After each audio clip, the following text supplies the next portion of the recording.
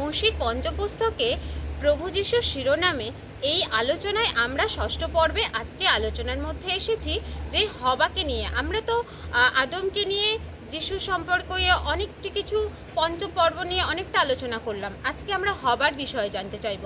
হবার বিষয়ে কেন বাইবেল এত নীরব? বেশি আজকে আমাদেরকে তুমি বুঝিয়ে দাও যে আদমের মৃত্যু সম্পর্কেও বাইবেল বলে দিয়েছে, কিন্তু হবার বিষয়ে কেন বাইবেল এত নীরব? হ্যাঁ, ঠিক আছে।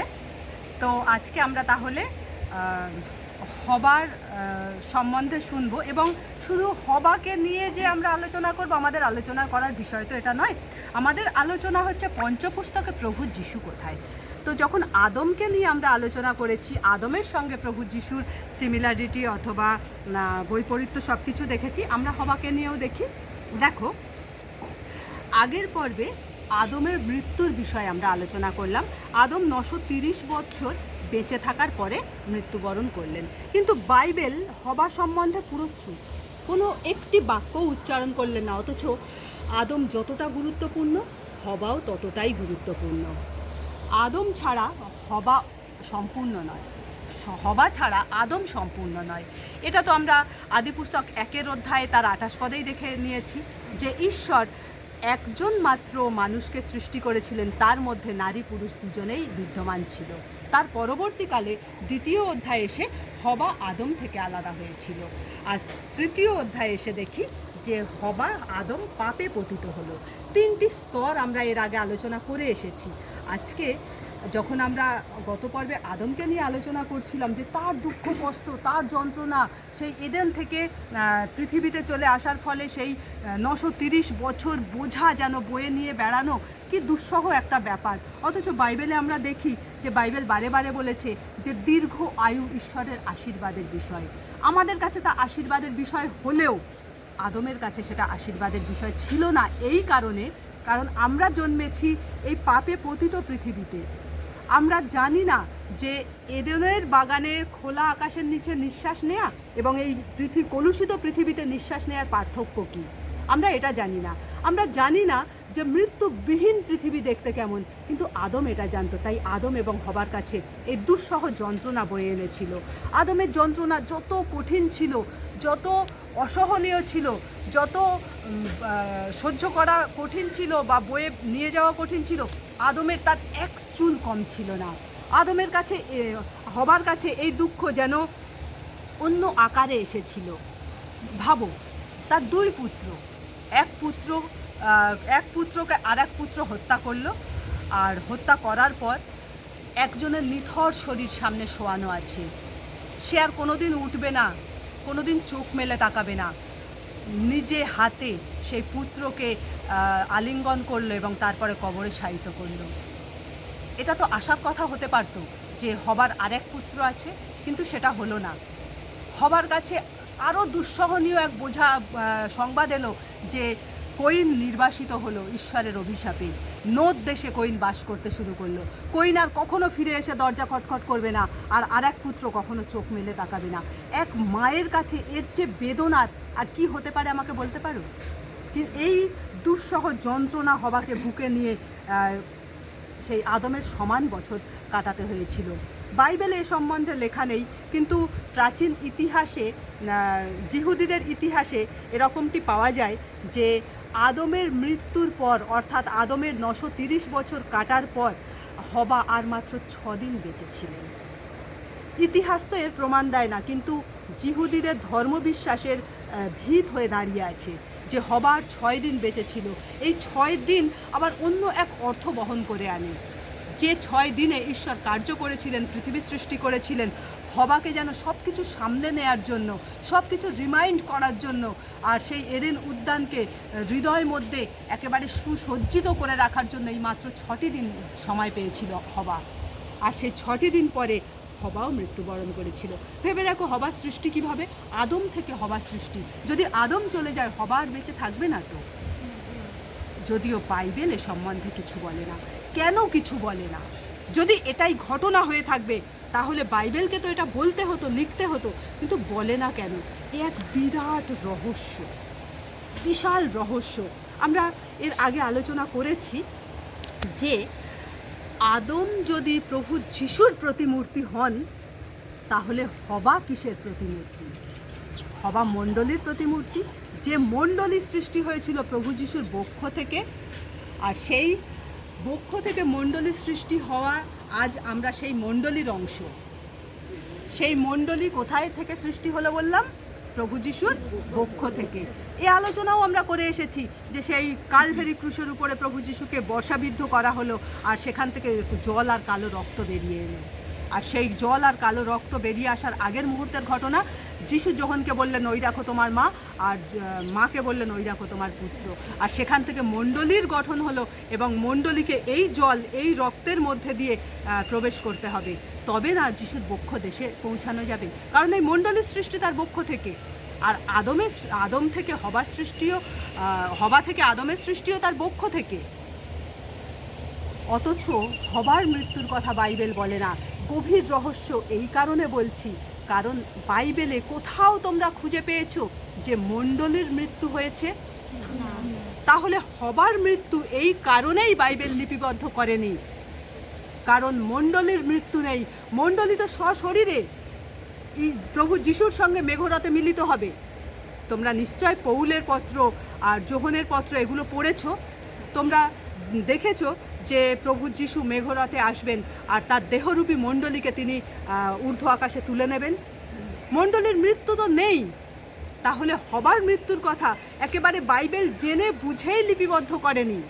এটা এরকম কোনো ব্যাপার নয় যে হবাকে গুরুত্ব দেয়া হয়নি বলে বাইবেল লিপিবদ্ধ করেনি। হবাকে অনেক বেশি গুরুত্ব দেয়া হয়েছে বলেই আজকে বাইবেলে লিপিবদ্ধ করা হয়নি। কারণ হবা শুধু আদমের স্ত্রী নন, হবা শুধু প্রভু ঈশ্বর সৃষ্ট প্রথম নারী নন, হবা প্রভু যিশুর বধূ মণ্ডলীও বটে। হবা আজকের খ্রিস্ট মণ্ডলীর প্রতি ছায়াও বটে। যদিও আজকের মণ্ডলী তার আদম প্রভু যিশুর মতো পবিত্র নয়, হবাও পবিত্র এককালে ছিল, কিন্তু তার পরবর্তীকালে পাপে পতিত হয়েছিল। আজকের মণ্ডলীকেও সেই প্রভু যিশুর মতো, তার আদমের মতো পবিত্র হতে হবে। হবা যেখানে পতিত হয়েছিল, মণ্ডলীকে সেখানে পারফেক্ট হতে হবে, তবে না সে ঊর্ধ্ব আকাশে প্রভুর সঙ্গে মেঘরথে মিলিত হতে পারবে। না হলে এই পাপময় শরীরে পাপময় অবস্থায় প্রভু যিশুর কাছে আমরা যেতে পারবো না। যদি যেতে পারতাম তাহলে হবাকেও তো সেখান থেকে বিতাড়িত করার কোনো দরকার ছিল না, কিন্তু হবাকে সেই স্বর্গসম এদেন উদ্যান থেকে চলে আসতে হয়েছিল, কারণ তার শরীরে পাপ এসে গিয়েছিল, তার মনে উচ্চ আকাঙ্ক্ষা এসে গিয়েছিল। এবার এই যে প্রভু যিশুর সঙ্গে হবার একেবারে হৃদয়ের সম্পর্ক, শরীরের নয়, হৃদয়ের সম্পর্ক। একজন স্বামী আর স্ত্রীর সম্পর্ক কিসের? হৃদয়ের সম্পর্ক।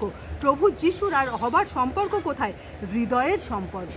আর এই হৃদয়ের সম্পর্কটা আরও মজবুত হয় ঈশ্বর প্রদত্ত সেই প্রথম ভাববাণী দিয়ে, যা আদি পুস্তক তার 3 অধ্যায় 15 পদ। আর একবার কেউ পড়ো। আর আমি তোমাতে ও নারীতে এবং তোমার বংশে ও তাহার বংশে পরস্পর শত্রুতা জন্মাইব। সে তোমার মস্তক চূর্ণ করিবে এবং তুমি তাহার পাদমূল চূর্ণ করিবে। এখানে দেখো লেখা আছে যে তোমাতে ও নারীতে, তোমার বংশে ও তাহার বংশে, অর্থাৎ শয়তানের বংশে। আমাদের বাংলা বাইবেলে এই বংশ কথাটা এসেছে। যদি মূল হিব্রুতে তোমরা দেখো, অথবা ট্রান্সলেট হয়েছে যে গ্রিক বাইবেল, অথবা ইংরাজি বাইবেলেও নিদেনপক্ষে দেখো, সেখানে দেখবে বংশ কথাটা লেখা নেই। সেখানে যেটা লেখা আছে সেটা হচ্ছে সিড, অর্থাৎ বীজ। বংশ নেই, বীজ। নারী থেকে যে বীজ উৎপন্ন হবে আর সেখান থেকে যিনি আসবেন, তার সঙ্গে এবং শয়তানের সঙ্গে চূড়ান্ত শত্রুতার কথা এখানে ঈশ্বর স্বয়ং ডিক্লেয়ার করে দিয়েছেন। সেই এদেন উদ্যানেই এই আশার আলো দিয়ে দিয়েছেন।